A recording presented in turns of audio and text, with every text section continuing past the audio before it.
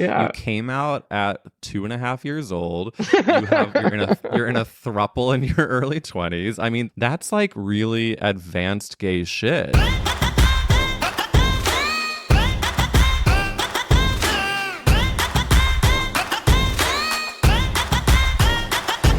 Welcome back to That's a Gay Ass Podcast, the podcast that asks, whose fault is it that you're gay? It is me, Eric Williams, and this week we have Gideon Glick on this podcast, and oh, is he gorgine. You have seen him in the original cast of Spring Awakening on Broadway. You've watched him in The Marvelous Mrs. Maisel, and recently you saw him in Maestro, playing Bradley Cooper's lover in that Oscar-nominated film. You've also seen him in a whole lot more, which we get into, but spoiler alert, I fangirl a bit in this episode. I do, but I try to keep it in check.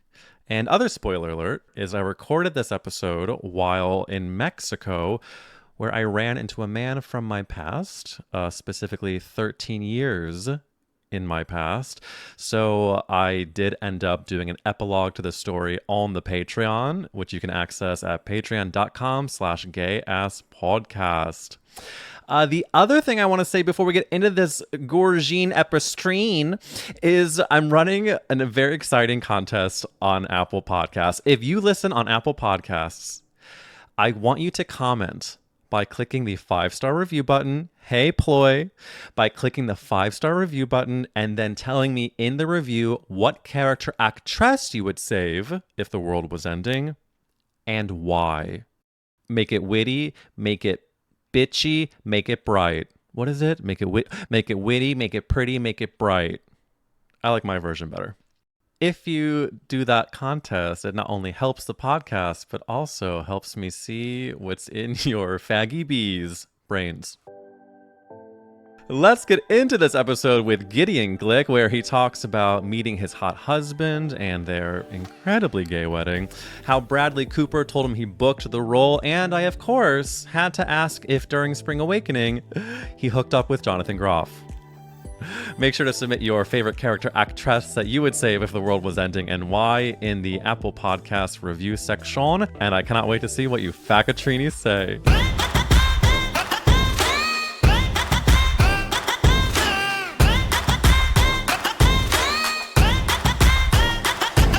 Gideon Glick is on That's a Gay Ass Mother Trucking Podcast. Gideon, you don't know how big of a day this is for me. Thank you for coming on. Hi, Eric. What a joy. Gideon, I'm not going to tell you at the start how many things I've seen you in person and on the screen, but I just want you to know, buckle the brunch up because she's been a fan of yours for it's a couple of years. Gideon, I'm going to ask you an opening question that I must ask all fellow gay-ass Jewish girlies, which is question A. Have I listened to Barbra Streisand's memoir? That is always my first question. Have you listened to all 48 hours? Yes, I'm on my second listen. You're not joking. A friend of mine just told me he is also on his second listen, and it made me feel less than. Do you judge me for not having finished? No, don't let it be. Okay. No, do you judge me for listening twice? Because my husband does. No, God, no. Perry. No, my friend told me that he literally sees the world differently after having listened to Babs's book. He feels like she has taught him things. I think it molecularly changed me. Can you give the dolls one example of how you feel changed for good? It's a really good question. I think being a Jewish girl, like being an odd-looking Jewish girl who loves to sing and act and trying to find your place in this world, I feel seen in ways, and I find that she is. The word everything is such a silly word, but I actually quite literally think she is everything because she is. She's full of contradictions. Yeah. She's magnificent. Yeah. She is the archetype of mother, the diva, the artist, the genius. It is the gift that keeps giving. But I only listen to it. I don't read it. And we'll make that distinction very clear. Gideon cannot read. So the actual first Jewish girlina questiona was Gideon Glick bar mitzvah, and if she was, what was her theme? I had a splash at Gideon's bar mitzvah because we had a pool party, Wait, was and that was our the theme. party was a literal 6 feet pool? Well, yeah, the like the party for the friends. It wasn't like my bar mitzvah was in a pool, like on top of floats, but that would have been pretty Baruch Adonai cool. Humvo Cannonball. Um, And then you splash, yeah. back dive. So well, now I'm gonna get into some event planning specifics. So you had the bar mitzvah. We're out of shul. We're reading our Haftorah. Yeah. We have a kiddush? Do we have a night party for adults? What we did was, oh my God, I'm really blanking. I think what we did was we had a function in our backyard for the adults, and then we had the kid party in the pool. Wow. I ask many Jewesses about their bar and bat mitzvahs, and to hear about a pool party, this is the gay ass podcast first. So, Gideon, Well, what's funny is Brandon Uranowitz, the Broadway star and genius, he also had a pool party, and he also had the same. I had a splash at Brandon's bar mitzvah. who did it first? AKA, who's older? Whispers Brandon. Well, it looks like Brandon has to come on this podcast, and then we're gonna have to, or maybe we're gonna have a debate about whose splash was bigger. Okay. A gorgeous tale of bar mitzvah gayness. Would you say that a splashy bar mitzvah theme is a gay theme? Well, it depends on what kind of splash, but I would say like a water splash, not so much, but you know, I feel like I first of all, what was yours? It's Have you done this on the podcast? So well, you're like, I don't want to no, it's regurgitate. okay. I famously love regurgitating. I wanted to do Broadway, of course, as a Barbara Streisand 13-year-old, and then my twin brother wanted sports, so naturally we compromised on the Mike Myers film Austin Powers, Okay. Wow, it was Austin Powers theme. Fascinating. complete with the most age inappropriate decor, circular beds covered in leopard print. There were cutouts of women dancing in cages at the entrance. This is all real. I should repost some photos because what were they Please thinking? do. And thank you for asking, Gideon. God, such a good interview subject. So before we get into the famous podcast question, there's just so much I want to say. First of Yeah. all, a huge mazel on Maestro. I'm just so Well, excited for thank you. you. And one of my first questions about it is any BTS that you have about audition shit, because I love a good booking tale. When I picture Gideon Glick booking Maestro, I picture old Hollywood, I picture soundstage, I picture chemistry read. Care to share? I wish it were that magnificent. No, I put myself on tape over Zoom, quite like Mhm. this, with the casting director, and then I had a Zoom with Bradley, and then he asked me to be part of the movie on that Zoom, and that was it. Holy shit. So tell me, you're Yeah, sitting waiting for Bradley Cooper to come into the Zoom room, or you're waiting to be welcomed in. What do we feel? Does this feel like you have to talk yourself down? What does an anxious Jew like us do before talking to Bradley Cooper on Zoom? there was a lot of pacing back and Hmm. forth. There was telling my husband he was not allowed to come out of the bedroom, and he had Hmm. to go into the bedroom like 20 minutes before we started the Zoom. I Or had to figure out the lighting.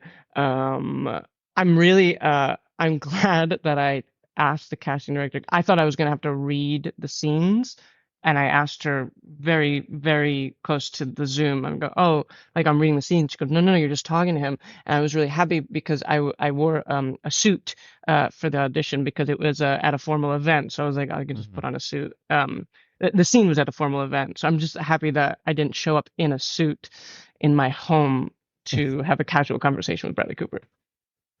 Who knows? Maybe you just wear a suit after you pour your cereal and just to get the day started.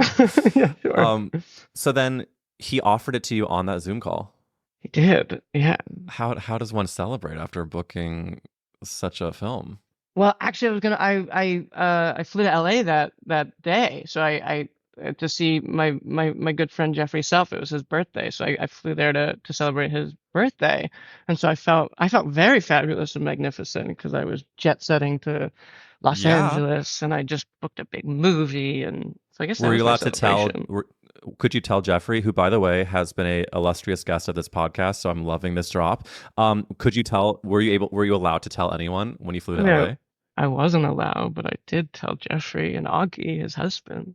Yeah, you fucking did. Okay. Yeah, Gay ass podcast exclusive. Gideon Glick breached an bro. NDA. Well, so fucking exciting. I've read, on doing my research, you have said in interviews this is your first time playing a real person, which is very, very cool. And of course, I'm not going to play it cool and say, like, pretend that it's no big deal that you're doing this film that is nominated for Oscars. That's like such an amazing film. So I just like want to make sure to communicate to you how excited I am for you. But I'm going to ask Well, a dumb thank you. question that's attached to this statement of you playing a real person. If there was a biopic where Gideon Glick plays blank, Gideon Glick is it Barbara Streisand or is it I was, someone I was, else? I was gonna say Barbara Streisand. Do you know who I do think could play Barbara Streisand? I've finally figured it out, and I might get dragged for this, especially because she's not Jewish. But I think Jennifer Lawrence could play Barbara Streisand, because Barbara Streisand famously said, "Who could play me?" I really do think she could do it because she has this offbeat charm and forcefulness, and sometimes I was watching Color Me Barbara the other day, and sometimes she looked like her. It was so Well, it's odd. the twinkle. It's the twinkle in the eyes. I feel Jennifer Lawrence has the same like, bling, bling, bling, bling, bling. Yeah, it's called star quality. Hun. Han, ever heard of Do it? you, hun? Do you think that it'd be worth the blowback of Jennifer Lawrence not being Jewish? Um, Not yes. to put you No, on the I don't spot. know. I can't be beholden to this. This is I just know. And by the a way, I'm not brilliant gonna be. idea. It is a brilliant idea, and I love a hot take because sometimes we live in a world where all of a sudden you're talking to a Jewish person and I'm gonna be like, how do you feel about Jews, non-Jews playing Jews? I'm not interested in having a political debate. A friend of mine, and no joke, a friend of mine told me she was with someone who didn't know a lot of Jewish people. This friend is Jewish. She was with someone who doesn't know many Jews, and they said, so tell me about Israel and Palestine. Nope. Period. And of course it was like, so and then the beautiful epilogue, the person then said, why do you all hate Jesus? And then, of course, so it's like, I'm not going to turn this into that. But I don't want to see God, that. I don't want to see that. Well, you know what, Gideon? I am going to then get us into the famous gay ass podcast question, which I'm contractually obligated to ask. Whose fault is it that you're gay? Who do we blame, babe? I mean, we have to blame the beauty of men, I think. Like I know it's look, it's a lame answer, but I knew I was gay from the moment I came out of my mother, not the closet, my mother. I always knew I was gay from like second grade on. I would come home and I would fantasize about my teachers and my friends' fathers. It was apparent. So it's their fault for being so beautiful. The beauty of men is the most poetic way to describe something that not enough people come out with and say. A lot of people I think try to be creative. They try to be against the grain, but let's talk about the The beauty fucking of beauty men? of men. Okay, let's do The it. first thing that pings for me is you're in school and we have a teacher thing. I myself very much had a teacher thing. Can you? We don't need to give government names, but can you describe to me one of the teachers you had a crush on and what was about their male form that did it for you? Oh, it was my history teacher. Mm, Well, first of all, he was a history teacher, which is very, very I sexy. mean, yeah. And he was obviously he was large and in charge Hmm. and had a very firm grasp on everything he was talking about. And I think he went to Georgetown, which was sexy to me. And yeah, I had a big crush on him. I love that you like as a child cared about his status of his alma mater. You're 8 years old. I love I'm that he has a uh bachelor's from I'm Georgetown. I mean both my parents are academics, so it's very important. Very important. So you care about where the degree is from, and you care about the degree of the girth of his. Uh, I don't know. Intelligence. Intelligence. Yeah. Do you find yourself as a child and now as an adult? Does Gideon Glick have a specific type that drives him mad, or are you kind of drawn to a wide breadth, or is there a quality physically that really pulls you in? Yeah, I mean, my husband, he's muscular and hairy and Jewish and perfect. So, Mm. Well, then that is a gorgeous segue where I need to ask about your gorgeous husband. So okay. Perry Dubin, I was doing my very important research of the Instagram, and before I get into the wedding photos that were posted, which I will be getting into, Oh yeah, we can talk about that. can you tell me the meet cute? Where did you meet your husband? So, my husband and I went to summer camp, high school, and college together, but we Stop. never met during any of that. So we call each other our high school sweethearts. But so he was a year above me. He knew I was, because I came out when I was 12, so I was like the gay kid, and I was the Yeah. kid doing professional theater in Philly and then New York, and he likes theater. And his sister did plays with my brother, and so he was finishing residency at Penn, which is in Philly, which is where we're both from. And I came home to take care of my mother's puppy for a week. And I took out a membership at the local gym for that week, and that was his gym. And he came up to me and said hello. And I thought he was straight. I thought he was like an awkward straight guy who liked musical theater because he kept talking about musical theater, and Sure. I thought he was really hot, but I was like, oh, I don't have time for this. I'm here for a week. I'm not here to make friends. And so I left without saying goodbye. And then he befriended me on Facebook, and I saw that he had floral capri pants on in his profile picture. So I thought, Well, oh well, I was I was wrong. And so I messaged him with like immediately, and we hung out that night, and the rest is history. oh, you're not getting off that easy. You hang out that night, and then and then was there a first kiss and the first hang? There was a first everything, yeah. Oh, yes, Come on, Gideon. we're gay God. men. Gotta get it Come out of on, the way. you're in Philadelphia for a week. You've got a puppy yapping at your fucking heels. What are you You gonna do? gotta Not penetrate? maximize your time. You know what's really funny though is the next day I ran into my sister, and she was like, "Oh, I want to set you up with somebody." And I said, "No, actually, I think I just met my boyfriend." Isn't that weird? I just knew. You knew, but wait, who, did she want to set you up with someone else, or was it him? Yeah. No, it was no, that would have been crazier, but Well, we can lie about the story and say it was him. it's too Was late. it We're was the recording. shit? I always forget. Were you at? Did you go to the same summer camp that was a Jewish summer camp? Um, so this was like a day camp called Camp Arrowhead. So that was not a Jewish camp. I went to a Quaker camp, which was called Camp Onus in Doylestown, Pennsylvania. And then one summer I went to French Woods, which was the theater Of camp. And I mostly course. went because I wanted to meet boys. It wasn't really about doing theater. Well, I'm so jealous of someone like you who can know so confidently and then come out at such a young age and then go to French Woods looking for cock at 11. I feel like that is a unique path that I did not have. I went to a theater camp that I was deeply closeted, but there was a Canadian bunkmate named Quentin who I, wondered and thought so much about, but never pulled the trigger. Did you, in fact, Were there have triggers some pulled? romance? Were there triggers pulled at Yeah. French Woods? But of course, that was the purpose. You You know, played as Barbara Streisand says, she quotes Goethe. She goes, "At the moment of commitment, the universe conspires to assist you." And honestly, I'm not that woo-woo, but I'll fucking sign on to that. and you committed to the fucking moment of Yeah. jerkin and gherkin after Les Mis. So then let's ask about the wedding photos. Gideon Glick marries Perry Dubin, and they post a photo of, was it a Bernadette Peters cake? Yeah, it was a Rice Krispie treat cake. It's her recline. It's a pretty famous photo of her reclining on a couch with a microphone in her hand. We really wanted our wedding to be campy, because weddings are so campy. And I think Hmm. and it's a gay wedding, so you have to like lean into it.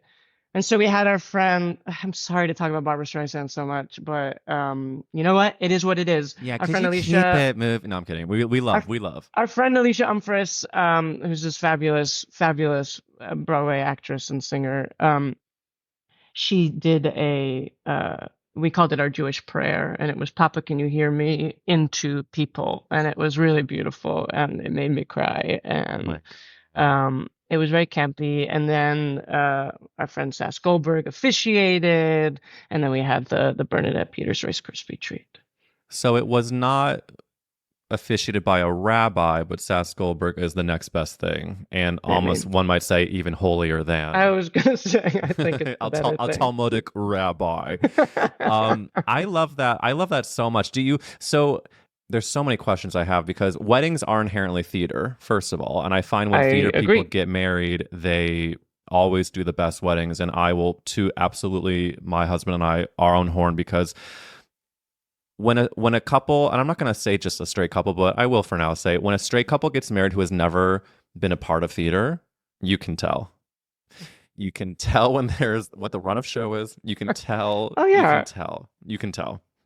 And our ceremony was, we knew where to hit the emotional highs and lows. We knew what the music would do.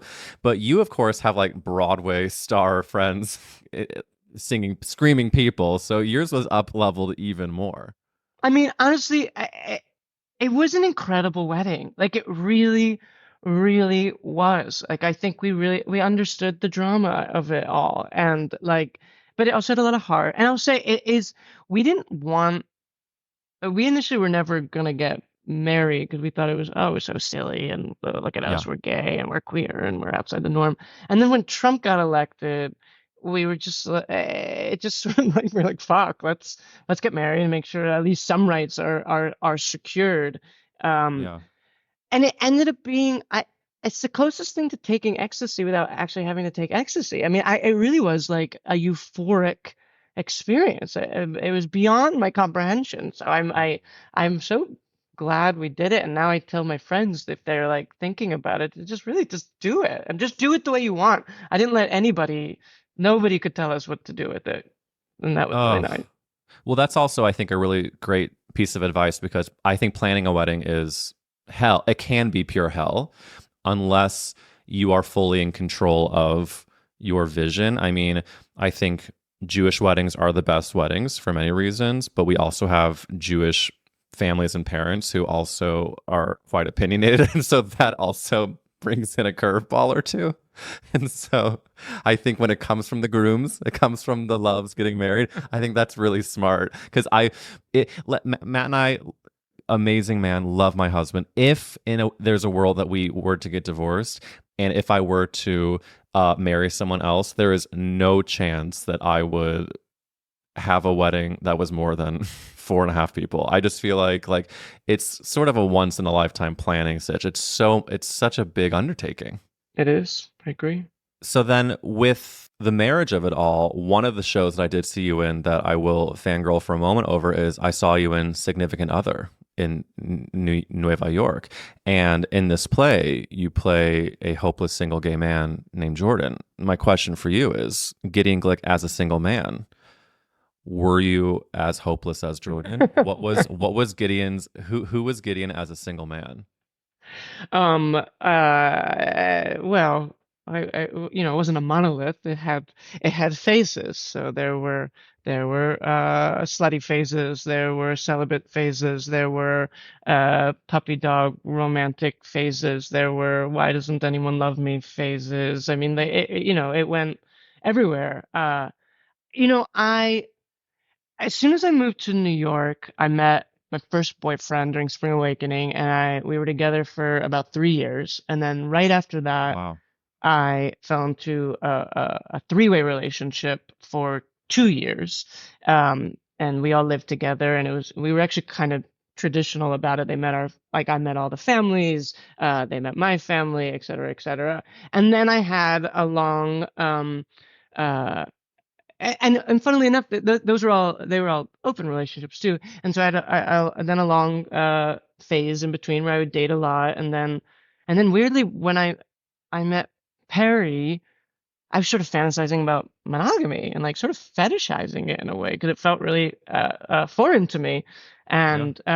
and then it like all sort of clicked together, and then we were monogamous for a while, and yeah. That's incredible because thruppledom, I feel like, is so much more of a part of the zeitgeist right now. And I hear so much about, especially gay couples not worrying about what straight society will say, and then also knowing how modern relationships have many different uh, faces and setups. And you were doing, I mean, Spring Awakening was, what year was that? Was that like 2011? Spring Awakening was 2006 and 7, but that was when I was Jesus. in a traditional, I mean, a coupledom, not a thruppledom, but it was after that relationship. So Yeah. I turned I was 20 years old when I met them. 'Cause I remember I turned 21 with them. Um, Wow. but so yeah, that was it was a long time ago. And it's what's funny is ending up with like a Jewish boy from my hometown is not where I thought I was heading because I was pretty I thought of myself as kind of provocative at the time. Yeah, I mean, you Yeah. came out at 2.5 years old. You're in a thruple in your early 20s. I mean, that's like really advanced gay shit. You are Olympic level gay. Well, I was precocious. I was precocious. And but I was also like, I had a very, I had liberal parents and they were, coming out was really, really easy. And I think I just was sort of in touch with my sexuality and my desire, like not Hmm. just like knowing that I like guys, but knowing what I like about guys and so forth. I think that's a pretty unique experience to come out that early and to have such liberal parents. Like, what was your experience before coming out? Was there kind of a long build up to knowing you wanted to say it, or did it kind of happen organically and you're like, I'm just going to say it? Honestly, me coming out wasn't like I have to get this off my chest. It was we didn't have Showtime and Queer as Folk was out, and I wanted to watch Queer as Folk, and so I sort of used it as like like emotional blackmail and say, "Hey, I'm gay. I need to see this show." And so I'm super duper lucky. My mom's mentor at Penn was a guy named Larry Gross, who's the head of one of the leading scholars of homosexuality in the media. So he was recording all of these, like he had a VHS of anything that was gay. And so when I came out, first of all, he gave me uh, all of these things to watch, but he taped every episode of Queer as Folk. And so in the beginning, my mom and I would watch it together, and that was the only excruciating part about coming out was having to watch it with her. And then very quickly into it, she was like, "I don't want to do this." And I said, "Well, you shouldn't. So let it Neither do be." I, me, Ema.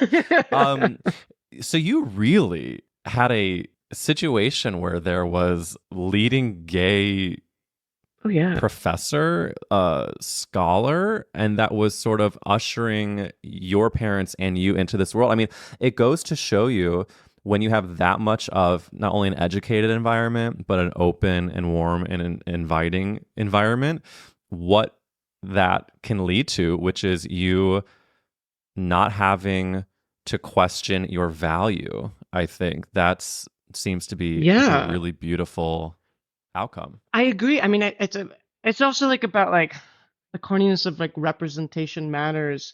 Like I grew up with Larry, and before I understood the word of I am gay and what the meaning was, I remember when Larry would come to the house, and it wasn't a sexual desire in any way, but I would see him and he had this big turquoise ring, and I went, "Oh, he's like me. I'm like him." And I didn't know what it meant, but I guess maybe this is really your answer. But that was when I was like, "Oh, that I think this is what Yeah. it was the clarity and this the sort of really nascent understanding of this is my identity without really having the vocabulary yet because I was so young. And feeling seen and feeling safe and feeling kindred.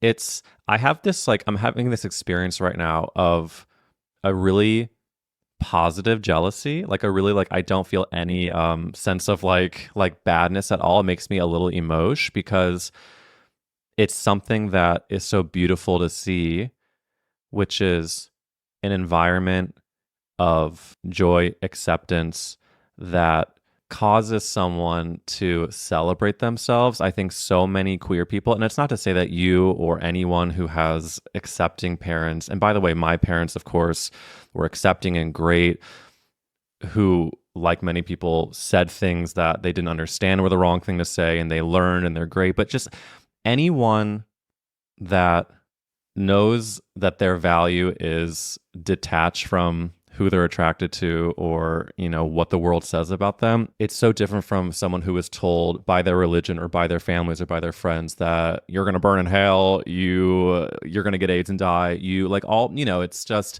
it's so, I can see you sing the Turquoise Ring, and it's like such a joyous vision in my mind.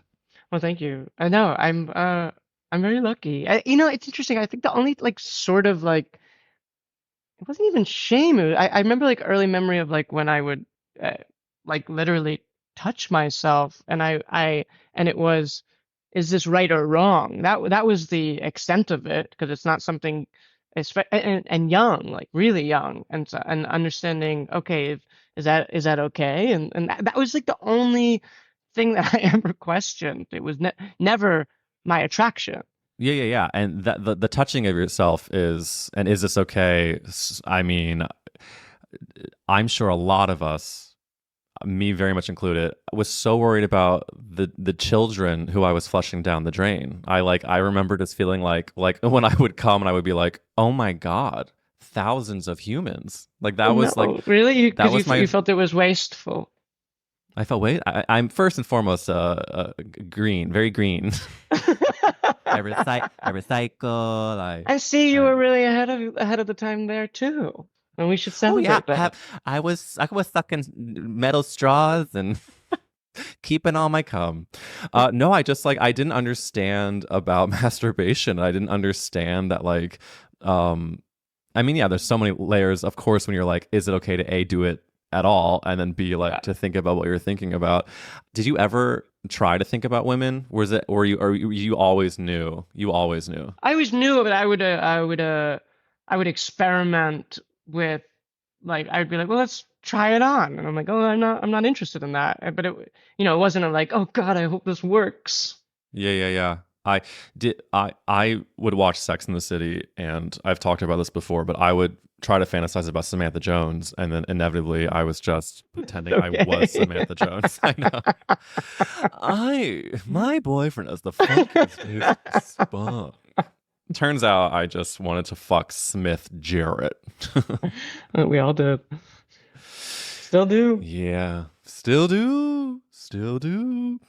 So then let us get into another Gideon Glick highlight of another show that I've seen you in that I loved you in. Of course, Spring Awakening was huge, huge for me, huge for you.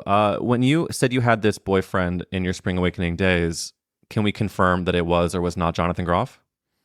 It was not Jonathan Groff. All right. Listen, you can't blame a girl for asking.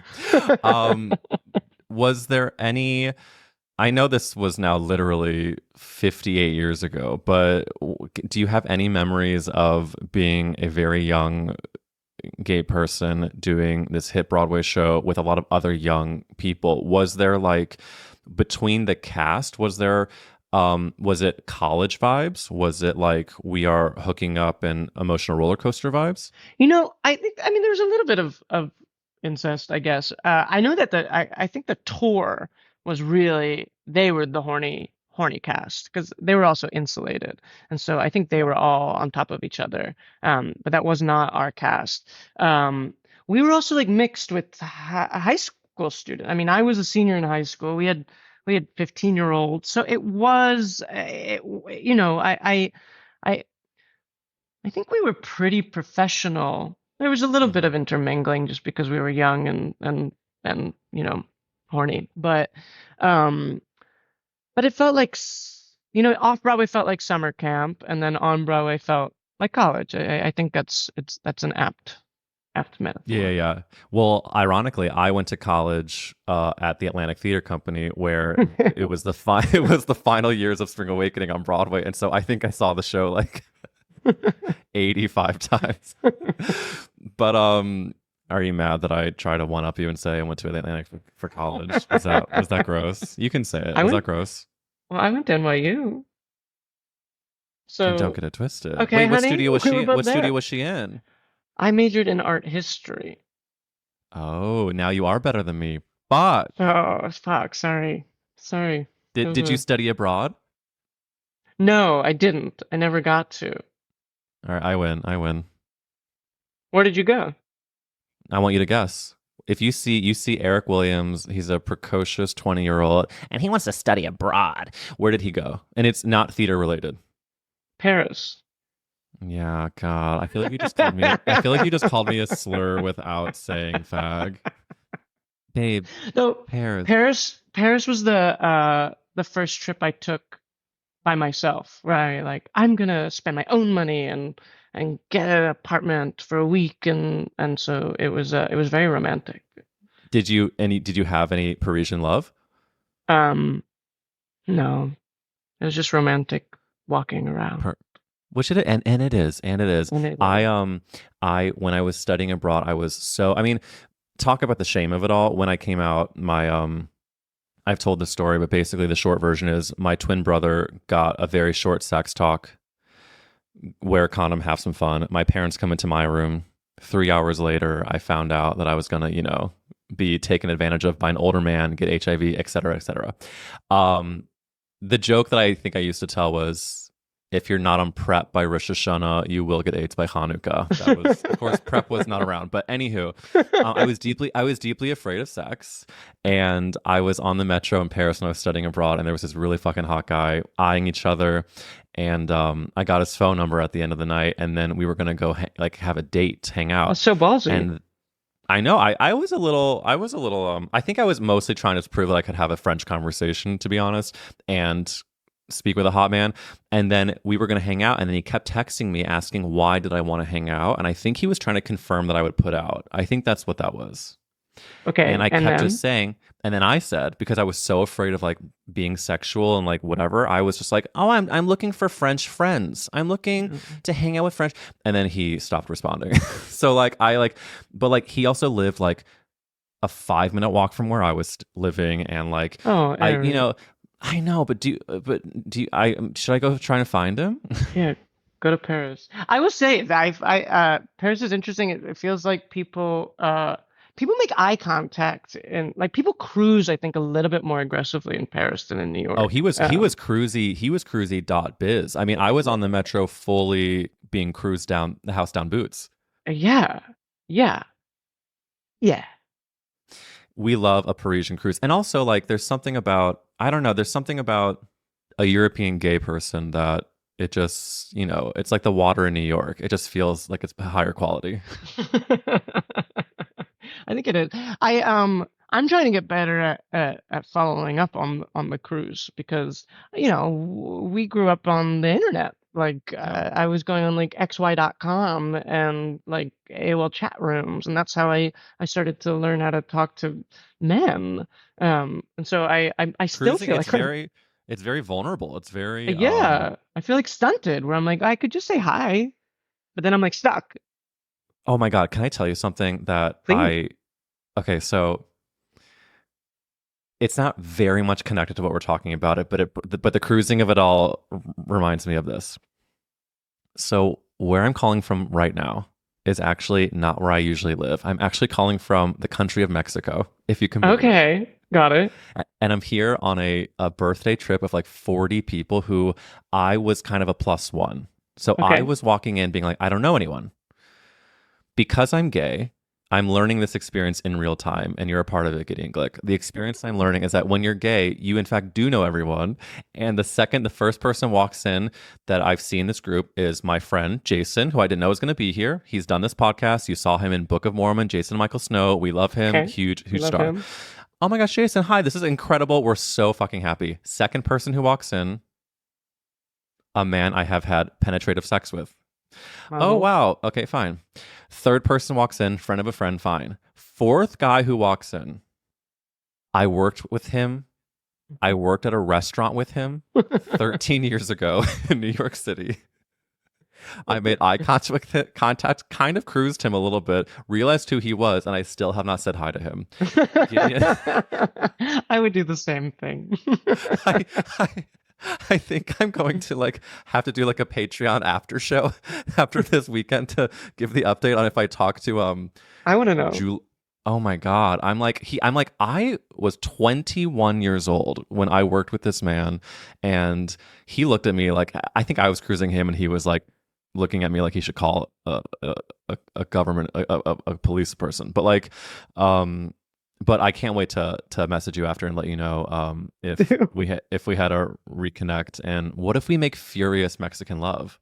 You must message me immediately if so. Hey, Eric here with a quick interruption to tell you I did in fact make contact with my ex-coworker slash flirter slash yummy Brazilian man. If you would like the update and the epilogue to that story, I posted the full thing on the Patreon, which is patreon.com/gayasspodcast. And for $5 a month, you're getting episodes like that and more saucy things to come. Back to the app. I will. Your lighting is really good in Mexico. Is that natural lighting that you have It's right Mexican lighting. Yeah, it's Mexican That's lighting. amazing. Thank you for saying so. Yeah, and I'm actually looking at a bird. I can sort of see it in your glasses. Oh wow. Oh wow. Wow. This is not my apartment. So anyone who's looking at this world behind me it's interesting, but it's not mine. It's not your artistic taste of decor. No, but I don't mind it. It's cute. It is cute, Gideon. And you know what is really cute too is the next Gay Ass Podcast question, which I'm going to ask in 3, 2, 1. If the world was ending, you could only save one character actress. Who would you save? Oh my God. One character actress. Oh fuck. That's it's really hard. It's really And hard. I want to validate your experience right now. It is hard, but I want you to know that we've already talked about some beautiful pop culture girlinas, and whoever you say will be embraced. But I want you to know that you have a lot of people listening. Well, obviously, Barbara Streisand said she's not a character actress, so I can't say Barbara Streisand. Does it have to be a character actress? Can it just be an actress? Let me tell you something. A lot of people, it can, and a lot of people message me who listen to this, and they still say they have existential crises about what is a character actress. I say it is a female actor above the age of 40 who has worn one wig once. Wait, we think you can't be a character actress if you're under 40? You can, but I'm trying to give some sort of guidelines so people feel like they have direction. But if you give listen, we can say it. Now I don't want to get canceled by saying some random. Keep going. No, I'm actually absolutely not going to say the name I was going to say. We can absolutely say that. Here's a controversial one. Do you think Jenna Ortega would be considered a character actress? You mean because she's played a character? Wednesday?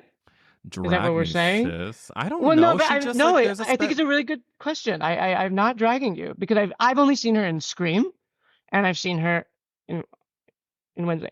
The thing is, character actress is such a actors play characters, so it's a very odd. So are we talking about is it about their capacity to transform? Yeah, I think it's the capacity to transform, and then for gay people like us to feel represented in their unabashed bigness and taking up space as the character. That's what I think. There's like a connector, there's a connection between us and our character actresses where we feel allowed to be us because they are so unashamedly portraying these characters that are sometimes larger than life. So who would you pick? Gideon, you really love to turn the microphone around on this podcast. I Really, mean, lots. yeah, I'm a Who would curious guy. who would I choose? I have said a long time ago, and I think this is still a good answer.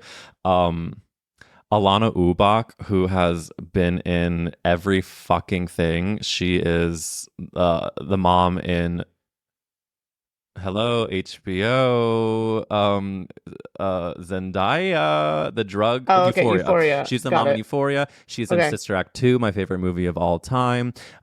She is the Hispanic housekeeper in Meet the Fockers. Jace, I got a boob job.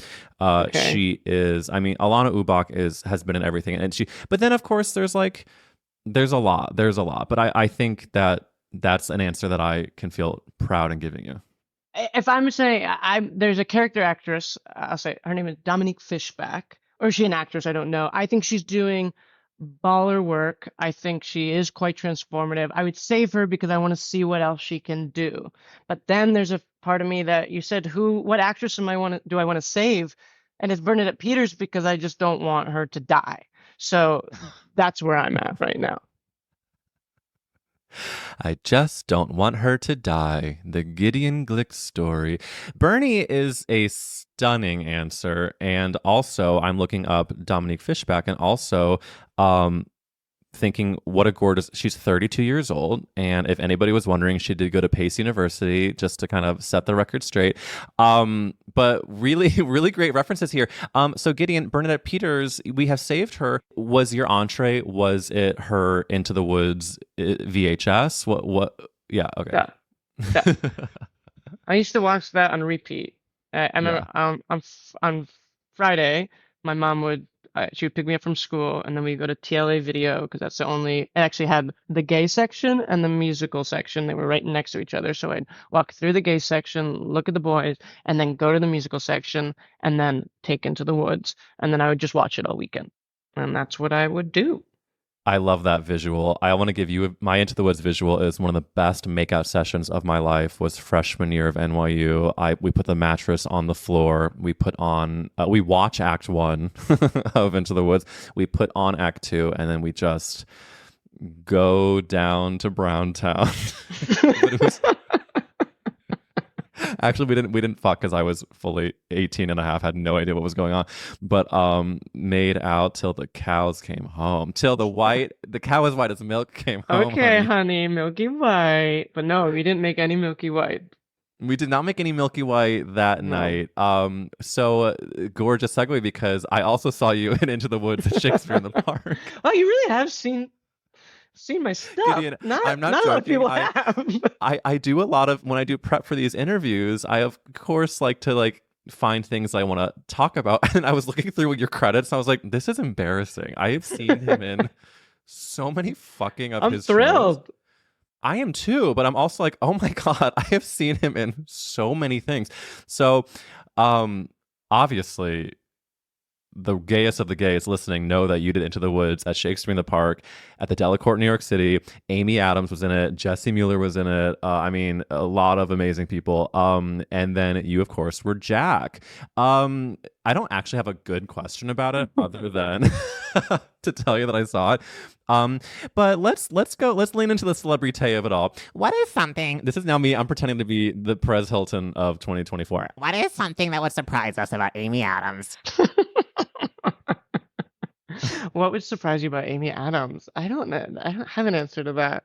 Amy, I mean, I don't have an answer to that. I'm really sorry. Don't be. Like, It's an could awful question. it's not a good question. No, I'm It's an sorry. It's awful not. question. You're like, what was the question is like, So you worked with a celebrity. Period. like that's truly what that question is in its subtext. But I remember that show. I think the thing that's cool about your career that is a true mazel is like being a part of these projects that sure have buzz, but underneath the buzz is the actual like goodness of the show. So like Spring Awakening, of course, was like, Oh my God, it's it's Leah Michelle getting plowed by Jonathan Groff when they're 12. like we get it. But then it's also like unbelievable music, unbelievable story, so effective emotionally. This Into the Woods was so fucking good. You got the Tony nom for Best Featured Actor in To Kill a Mockingbird. I'm not going to lie to you and tell you that I saw it, but I am going to tell you that I sure it was amazing. you then do Maestro. You do all of these unbelievable projects. So it's kind of a cuckoo career, and I am so it's now cool to say that I now know Gideon Glick. So not to make you feel weird or anything, but how cool is that? Well, thank you, Eric. Well, you know what's funny is Into the Woods, because it meant so much to me as a kid, and it's probably is my favorite musical still. And doing it in the park, it was such a first of all, it's just so cool to be able to do something that you wanted to be a part of your whole life. And then I remember it was like one night and I was listening to Dennis O'Hare sing No More with Chip Zien, who I like. Chip Zien for me was the original Baker. You know that, but other people might not. I, I remember the first day of rehearsal, I texted my brother and I was like, and obviously, look, you have Amy Adams right there, and Donna Murphy, and Dennis O'Hare, and it was Chip Zien. I was like, I cannot believe I'm next to Chip Zien. And so I was listening to Dennis O'Hare and Chip Zien sing No More, and I was looking up at the stars, and I thought to myself, I don't know if it could get better than this. And there was also an anxiety where I was like, what if this is it? Like, what if this is the peak? Because it meant so much to me that I couldn't perceive it as anything going beyond it. And I was just thinking about that the other day. I can absolutely put myself in those shoes, because there's something also, not to go full circle, but something very Jewish about like, is this it? Like, is like, Yeah. this certainly can't, nothing can be as good as this. And the reason why this is so good is because it will be the last good thing. Yes, yeah. It's like, I mean, Perry's always, whenever something is going well, like his anxiety is, it's going well, something will not go well now. Because, I mean, it's just so, it's so Jewish. We're so Jewish. Tale as old as time. Well, listen, I cannot say enough good things about what this episode has been and what talking to you has been. But before I officially round us out and end this recording, I need to ask you a question you've not been prepped on. And the question is, Gideon Glick, if Larry's turquoise ring made you gay and the gorgeous form of men made you gay, what is keeping you gay today? Is it a pop culture moment? Is it a specific pornography? Is it a stunning meal you've had? What's keeping Gideon gay now? I mean, I have to be honest. It's going to be annoying, but it's Barbra Streisand. I don't know what else to say. Again, I've finished 48 Hours. I'm about 40% of through the second listen. This time I'm stopping to listen to all the records, and I don't know how that couldn't be the engine of being gay. I don't mean to be a broken record, but that is what it is. Well, you just did a beautiful full circle. I think that is absolutely making you a gaping wide gay person. And it is such an honor to be seeing you 40% of the way through your second listen. And you're inspiring us all to finish our first. Gideon, before we stop recording, where can people follow you? At Kid Glick on Instagram. Get it twisted. Follow Gideon. Mazel tov again on Maestro. I am so excited for the Oscars coming up, and I hope to be able to give you a hug in person in this lifetime sometime soon. I hope so too. Mazel. Thank you so much for listening to this week's episode of That's a Gay Ass Podcast. If you enjoyed this episode, feel free to tag us on Instagram, Gideon Glick and me, Eric Williams, at Eric Wills, to let the world know and let him know how much you loved it. And if you want to be a part of our comment contest, go to your Apple Podcast player, click 5 stars, and tell me the character actress that you would save if the world was ending and why. I will read my favorites on the podcast next week. And if you want that bonus story of my Mexican reunion, go to patreon.com/gayasspodcast. I'll see you next week. Stay gay ass.